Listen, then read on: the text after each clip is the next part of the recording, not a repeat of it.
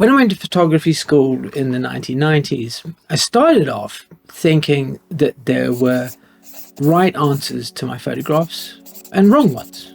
Good pictures and bad pictures. That, like being at school, everything was black and white. And it was that way of thinking that caused me a lot of distress and almost scuppered my photography career before it even got started. How's it?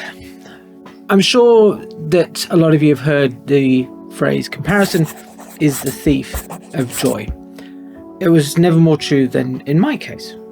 I went off to photo school, and at that point, I'd never been around other photographers. And all of a sudden, I'm there in this environment with some people who are new to photography and some people who are experienced. There was one chap who'd already been through 3 years of journalism at school. He was taking photographs. His girlfriend was in the third year when I was there. And I used to look at his work and think, oh my God, like, he is so much better than me. Like, what the hell am I doing here? Somebody's made a horrible mistake. It's a similar sort of thing that you see today on the internet.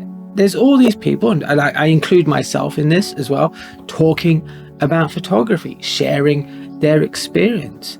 Can seem to somebody who's just new to photography, just picked up a camera for the first time, that everybody is like just born brilliant, that we haven't been through what they're experiencing, being in an environment with other people who are so much better and feeling like you're behind. I needed somebody to look at my work, to see me in those images, to help me realize that what I thought were mistakes happening in those pictures, because they didn't look like somebody else's, were actually elements of me, my personality, my unique take on photography, making themselves felt. But because I didn't have the experience at the time to recognize that. I'm not entirely sure when the switch happened, because it's not like there's like a little boom, light bulb moment and everything just goes like, I was blind and now I can see. It's not like that. The shift, to begin with, happened very gradually. If I look at my work from first year, it is what it is. It's first year photography work. Is not that spectacular. And I compare it to my third year work. It's improved. But what I'm seeing in there is that somewhere along this line has been a transition, that I've realized that my photographs are much better when I allow me into them. All my work in first year, because I just come out of school and I was mired in that headspace of like, there's right and there's wrong. And you may experience this as well. You are in a job. You might be a bookkeeper. There is a right way to balance the books, and then there's a creative way of balancing the books. And I see this all the time when I do like one-to-one sessions and chat with people. It's like, if something in the photograph isn't quite right, or maybe there's like a technical error or something that isn't necessarily a mistake, but is going in a direction that maybe their photographs don't necessarily need, there's a lot of justification about why that thing is in there. That's the fingerprints of the work environment all over a creative endeavor. We don't want that. We want to say, hey, do you know, I never thought about it like that. And that was my biggest mistake, that I thought every time that somebody made a critique about my work, that I'd done something wrong, that I had to justify why that thing happened and why it should be included. And as soon as I stopped really, I won't say caring about things, because that's not true. I did care. I do care when people obviously give me feedback on my images. It did also allow me to feel a little bit more confident. That's what I see in that transition, that I'm now a little bit more confident, that I realized that, you know, Tace and all the other guys who I looked up to originally, they just had more experience than me, right? They were older, more worldly wise. I was just like a snotty little kid who came out of school. These days, people don't go to photo school. Well, some people do, but majority of people who enjoy photography as a hobby or as a business are self-taught. There's a world of information out there, and of course nowadays we have YouTube and things of that nature. But this is where there's like a trap, and I'm so thankful that I did actually go to photography school, because it suited the sort of person that I am. Because had I been left to my own devices now, I would have probably fallen down this rabbit hole of being told, either directly or indirectly through a lot of YouTube photography videos, that technical perfection is kind of what we're after.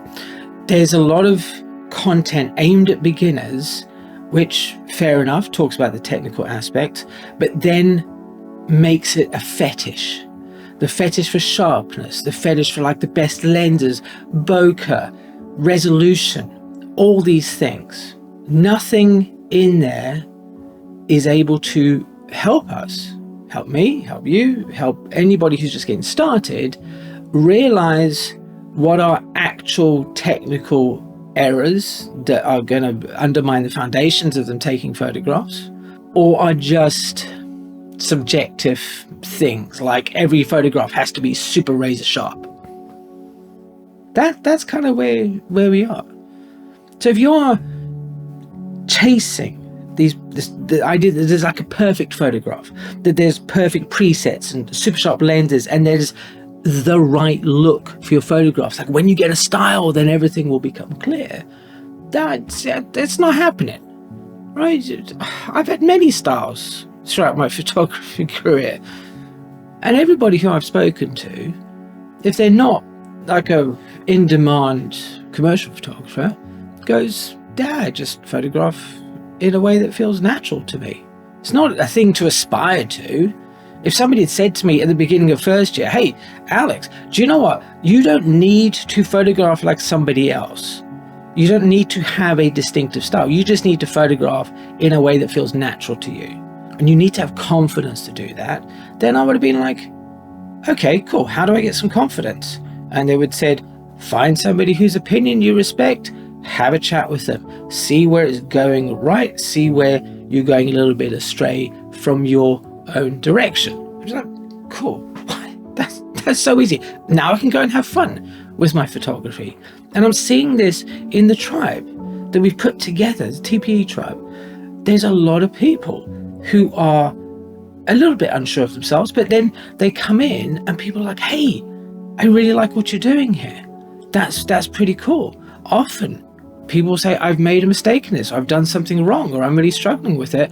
And people respond and go, why? This is a great photo. This is awesome. I really enjoy it. I love it. Keep on doing this. It's not a mistake. That's when photography ceases to be a test and more of an expression. It's like English creative writing. Right? Another thing I wasn't particularly good at.